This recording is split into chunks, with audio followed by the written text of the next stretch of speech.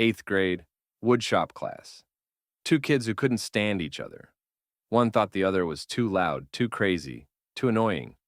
The other thought his classmate was uptight and boring. They got into a fist fight. And that fight, it sparked the most legendary friendship in metal history. This is the story of Synyster Gates and the Rev. Two prodigies, two best friends, two brothers who changed rock music forever, until death tore them apart. 8th grade, woodshop class. Two kids who couldn't stand each other. One thought the other was too loud, too crazy, too annoying. The other thought his classmate was uptight and boring. They got into a fist fight. And that fight, it sparked the most legendary friendship in metal history. This is the story of Synyster Gates and the Rev. Two prodigies, two best friends, two brothers who changed rock music forever, until death tore them apart. Let's start with Jimmy. James Sullivan, born February 9th, 1981, into an Irish Catholic family in Tustin, California. His parents, Barbara and Joe Sullivan, were college sweethearts who married in 1974. They raised 3 children in a large home in Huntington Beach. From the very beginning, Jimmy was different. At 5 years old, he got his first drumsticks. But even before that, he was banging on everything: tables, pots, pans, even his sister's head. His mother eventually bought him a toy drum kit just to save the furniture. By age 10, Jimmy had a full mail-order drum kit and was already taking lessons. But here's the insane part. He was teaching himself thrash metal, Metallica, Slayer, Pantera, songs that adult drummers struggle with. And this 10-year-old kid was nailing them alone in his bedroom. His teacher, Jeanette Raitt, a professor at LA Harbor College, immediately recognized something special. Between the ages of 10 and 16, Jimmy developed a style that was completely his own. Technical precision fused with uncontrollable creativity. Classical rudiments blended with double bass brutality. By middle school, Jimmy already had a double bass setup. 6th or 7th grade. While most kids were still learning basic rock beats, Jimmy was playing Dream Theater and Rush. But Jimmy wasn't just talented. He was trouble. He was kicked out of Catholic school in 2nd grade, suspended multiple times in high school, and in 2000, expelled entirely. Jimmy didn't fit into systems. He didn't respect authority. He didn't follow rules. He was chaos with drumsticks, and he was about to meet his perfect counterpart. Now let's talk about Brian.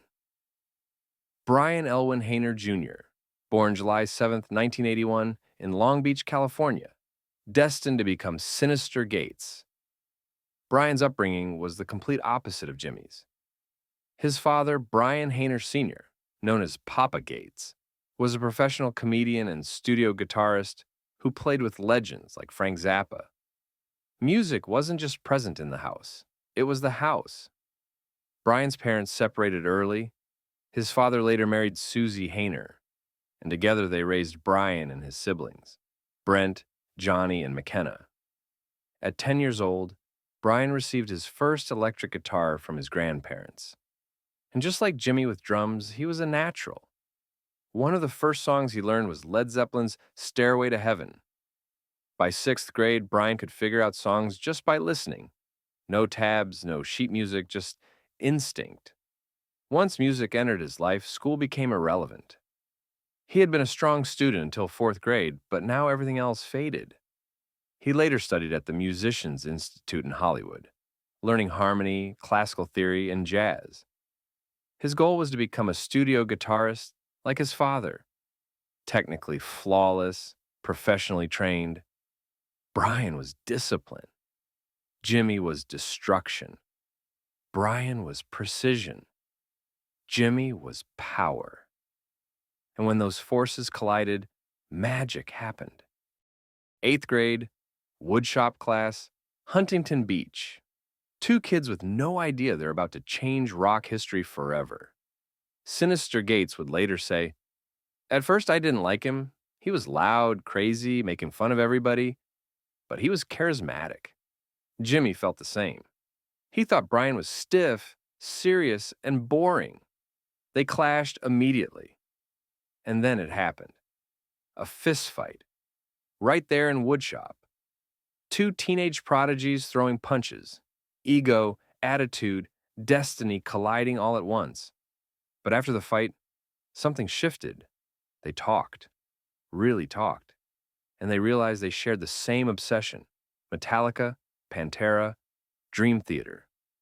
The music that separated fans from lifers. They weren't enemies. They were reflections. Brian said, "We bonded over heavy music and didn't waste any time. They decided to jam." Brian invited Jimmy to his house. There was a drum kit in the garage. Jimmy sat down. Brian plugged in. And the moment Jimmy started playing, Brian's world exploded. "I was blown away," Brian said. "I'd never heard drumming that good, on cassette or CD. This dude was on another level." Jimmy was playing Dream Theater songs, complex technical compositions, and making them look effortless. That day, they both knew this wasn't just a jam session. It was a brotherhood, a creative bond that would define their lives. From that moment on, they were inseparable. Through high school, they pushed each other relentlessly. Jimmy challenged Brian to be bolder. Brian pushed Jimmy to be sharper. They argued. They competed. They fought. But the tension made them better. Syn later said, "Jimmy always created danger at first, made people uncomfortable. But once he chose you, he made you feel special. He truly cared." They weren't just bandmates. They were brothers. Before Avenged Sevenfold, there was Pinkly Smooth. Founded in 2001, experimental, unhinged. Avant-garde metal mixed with punk, ska, and progressive chaos. Jimmy, Rathead, wasn't even drumming. He sang, played piano, because he could do everything. It was misunderstood. Too weird, too much. But it proved one thing.